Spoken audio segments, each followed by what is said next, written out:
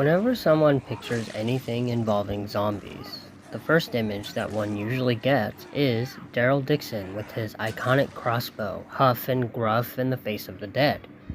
Or perhaps one conjures the image of George A. Romero's famous Fright Night film, Night of the Living Dead.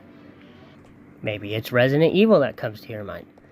Whatever your answer to this very simple question is, one thing that usually never crosses anyone's thoughts is a fantasy world, one filled with knights wielding swords and kings that sit on majestic golden thrones inside large, elegant castles, a world where war ravages without end and where maidens are discredited on the basis of being a woman at all, and where the men are all chauvinistic pigs hell-bent on scorning said women.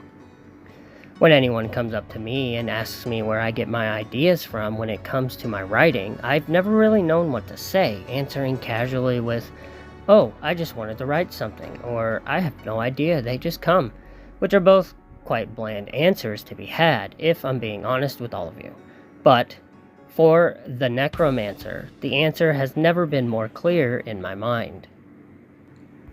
See, my lovely wife was sitting here in the bedroom watching The Walking Dead, and I had grabbed a pen and a plain notebook, and I was beginning to work on the opening scene in the first chapter.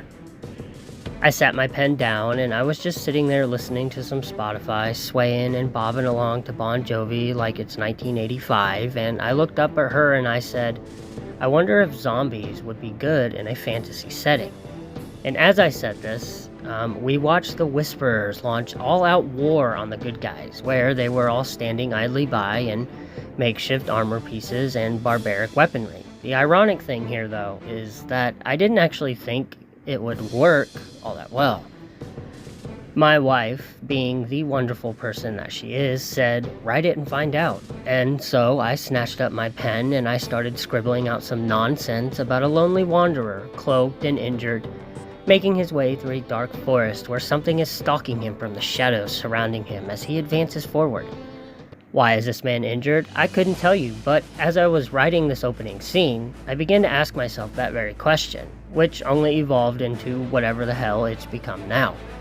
And what it has become now, with 6 chapters currently written and done in just 3 days, is something that I have become quite proud of. And I never say that about anything that I write, just ask my lovely lady, but something about the Necromancer was just different to me somehow. The story started to come easily, the words flowing through my mind in a haze of ecstasy, and my pen scribbled out 2 chapters in just 4 hours. And it was then that I knew for certain the Necromancer was indeed a very unique kind of story. What this story is about is a full-blown zombie apocalypse set in a world of medieval fantasy. Now, I know that stories like this have existed, say with Game of Thrones and the White Walkers, but they weren't really invested into its overall story all that much, not like what I'm trying to do here. I aim to capture the essence of humanity that lurks within the likes of The Walking Dead, the questions the show asks by pitting man against man, with a horde of undead being the real threat kind of thing, if that makes any sense. What I mean to say is that with zombie stories such as The Walking Dead, the main theme at its core is the overall relationships between its survivors rather than its dead, because let's face it guys, we should all be wanting to help each other instead of turning on one another in the face of a much more dangerous threat to our overall existence. And I wanted to make this little video as a way of maybe gaining interest in this peculiar little story. With the Necromancer, I wanted to capture that very same sense of humanity with its characters and how they all act and react in a world teeming with death. But so much more than just that, the Necromancer's main focus is to tell a story of redemption. 2 brothers have been constantly at war with one another in a vast and majestic world for years when the story first begins. Their relationship ultimately fractured by the desperation each one has to harness more power over the other. Their brotherly love for one another almost non-existent when the main protagonist finally encounters them. Amidst this backdrop of war and ruin and bloodshed is another greater threat known as the Necromancer, who, for centuries, has been waiting for the perfect opportunity to enact a long-awaited vengeance upon all of mankind for the sins of their selfish and brutal past.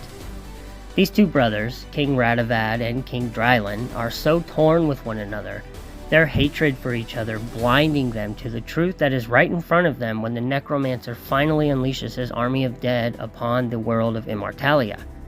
Too busy fighting each other for so long now, they aren't even willing to listen to the threats of this coming plague of undead.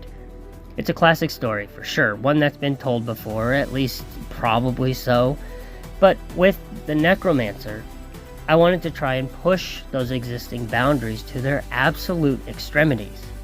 The undead are a consistent threat in this story, but the focus I am putting on the warring brothers and the devastation their hatred for each other leaves in their wake is the point here.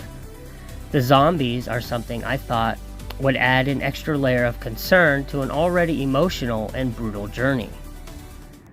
How would a knight with a sword fare against a horde of living undead? How would a medieval world be affected by the existence of Walking Dead? These questions, and so many more, are what ultimately drove me to write this story. But the zombies are nothing more than added fluff on top of the main story that I am telling.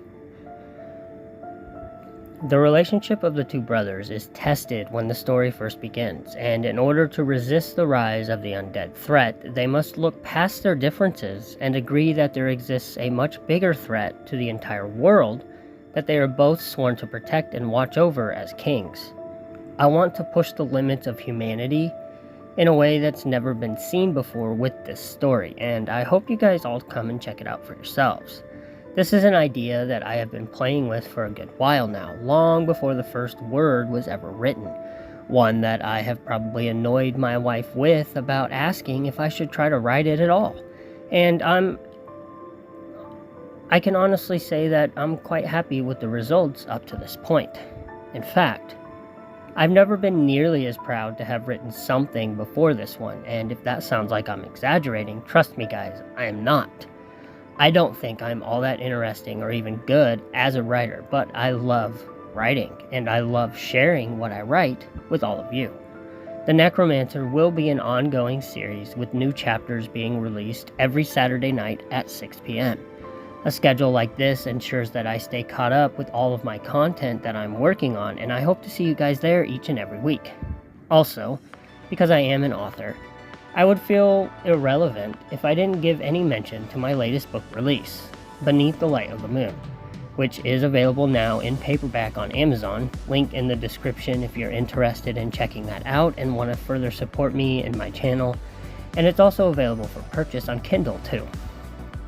And so, in closing, I just want to say thank you for stopping in to watch this video, and I want to encourage you all to like and subscribe to the channel if you're not already, and I will see you guys next time. Be sure to check out the Necromancer right here on the Twisted Rose. The link for the first chapter will also be in the description.